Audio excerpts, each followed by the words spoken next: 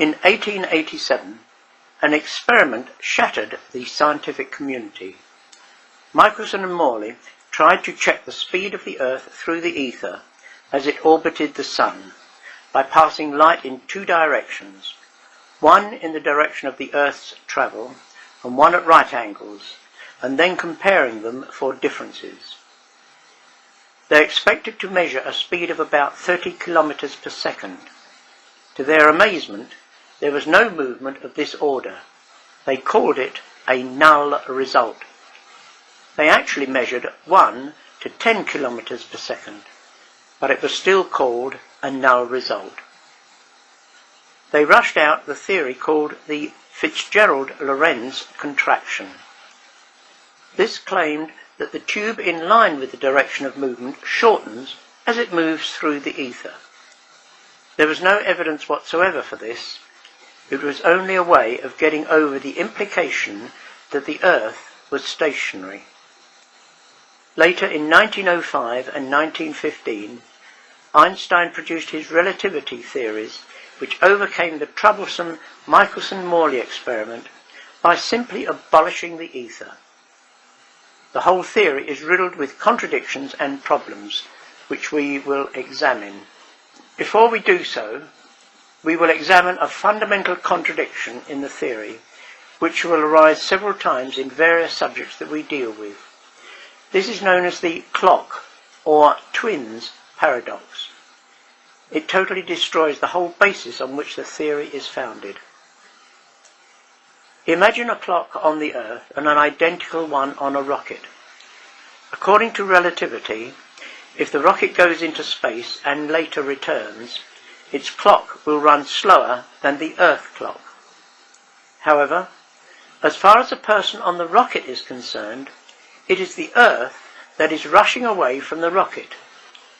Acceleration is not accounted for in relativity, and according to relativity, the rocket can claim that it is the Earth that is moving. Now, if it is considered that the Earth is moving, then its clock will be slower than the rocket's clock. But a clock cannot be both slower and faster than another clock, which is a complete contradiction. So the clock paradox, which is inherent in the theory, actually destroys its validity. We will not set out the various claims and effects of relativity, but we will first look at 4 evidences said to support the theory. The experiment that was said to confirm relativity and made Einstein famous was the eclipse experiment of 1919.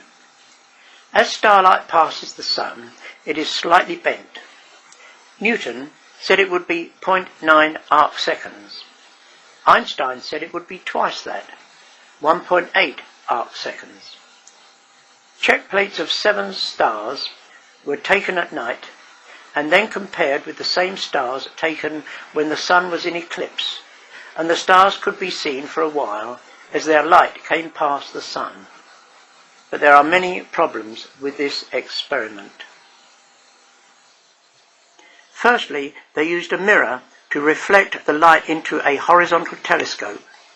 This introduced 3 times the error the direct use of a telescope gives. Secondly, the heat of the Sun on the mirror warps it and introduces further errors into the readings. Thirdly, as the cone of darkness crosses the Earth, it causes considerable turbulence in the atmosphere due to the change of temperature, which plays havoc with the star's images. Finally, the starlight comes in at an angle, and the Earth's atmosphere bends the starlight, which has to be corrected. But this correction is 100 times the minute angle change that they were looking for. Here are the results of plotting of 2 of the stars, and how chaotic they are can be seen.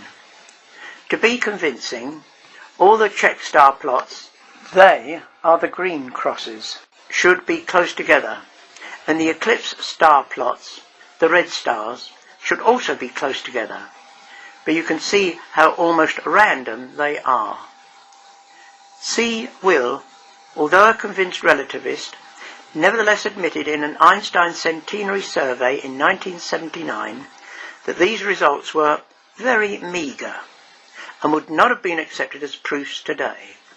They were 1. Explicable by other means. The results were from half to twice the predicted value, and they had only 30% accuracy. Such a condemnation renders the eclipse results useless as a proof of relativity. Yet they were announced as convincing in 1919. An alternative explanation of the eclipse results.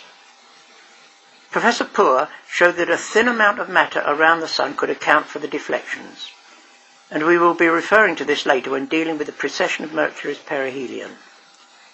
This was considered by the relativists, but was blankly dismissed by them.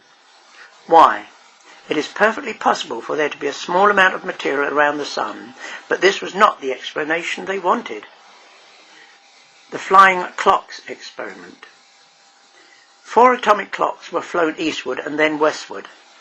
It was claimed that the results supported relativity. However, there is the same objection to the clock's paradox. In relativity, you cannot choose one clock as a standard. All clocks are the same relative to each other. Many clocks at different latitudes are moving at different speeds, but no differences due to this have ever been recorded. The paper indicates that there was a similar experiment carried out in 1970, but these do not seem to have been reported. As with the eclipse results, experiments are repeated until the required results can be massaged out of the chaotic readings. Essen, an expert, pointed out that not all the results had been used. If they had been included, then the results would become westbound 275 in theory, but reported was 205. The correct figure should have been 134, and the correct figure over the theoretical figure is only 0.49. In the eastbound, 40 was in theory, only 66 were reported, but the correct figure should have been 132. This gives a ratio of the correct figure over the theoretical figure of 3.3. As can be seen, the correct values are half and over 3 times the expected values. Hardly convincing proof. Kelly examined the original papers and claimed that the clocks would have to be 100 times more accurate than they were to prove their case. Many corrections were applied, and one clock was corrected from 26 to 266 without any explanation. Clearly, this proof of relativity, like the eclipse experiment, is quite worthless, yet it is still paraded as convincing evidence. As with the eclipse results, the very small values needed to support relativity had to be massaged out of the wildly varying values recorded. Upon such thin evidence was relativity thrust upon the scientific world with a huge propaganda campaign that tried to intimidate any scientist that dared to oppose it. It was very successful, but not totally so. The precession of Mercury's perihelion. Mercury orbits the Sun in an elliptical orbit, and the long axis slowly rotates with each orbit. It rotates at 5,600 arc-seconds per century. But although astronomers could account for most of this rotation, there was a remaining 43 arc-seconds they could not account for. Einstein boasted that this unexplained 43 seconds of arc per century was explained by his theory, against which classical mechanics was powerless. Yet no less than 4 classical explanations were provided. Charles Poor found that if there were a small amount of material around the Sun, this would fully explain the 43 seconds. In addition, this gave exactly the same deflection results that relativists were looking for in the eclipse experiments. Thus, this one assumption solved 2 problems without using relativity. Secondly, the small bulge of the sun's equator causes this precession almost exactly. Thirdly, in 1898, Gerber accounted for the precession by assuming that gravity propagated at the speed of light. And fourthly, Moon, using the mass of the stars, known as Mach's principle, also obtained the same result as Einstein. Even today, relativists claim that only relativity can explain certain observed phenomena, and therefore it confirms that relativity is true. But, in every case, there is a classical explanation that is never referred to and receives little or no publicity. So relativists continue in their self-contained world of continual denial of alternative explanations. In 1859, Fizeau found that light was deflected by flowing water. Einstein claimed, yet again, that the classical explanation does not in the least diminish the conclusiveness of the experiment as a crucial test in favour of the theory of relativity. Poor's comments upon this statement are scathing. These two sentences should be read and reread. How can an experiment equally well explained by several different theories be a crucial test in favour of one of them? Einstein's claim is typical of relativists' arrogance. Muons. These are short-life, high-velocity particles that should have disintegrated before they reach the Earth's surface. As relativity predicts that moving clocks are slower, this is held as a further proof. But Setterfield and Barnes have shown, independent of relativity, that their life can be longer due to their speed. In addition, the Earth can be considered as rushing towards them, according to relativity theory, and we have the same contradiction as in the clock's paradox. Contrary experiments. Michelson-Morley and Miller. We have shown how the Michelson-Morley null result was the real reason why Einstein abolished the ether. But it was not a null result, for speeds of up to 10 kilometers per second were recorded by Miller, who continued with a similar apparatus, studying these results for the rest of his life. These results greatly troubled Einstein, because if there were no ether, they should have all been zero. Shankland, who had worked with Miller, had an interview with Einstein, which greatly enhanced his prestige.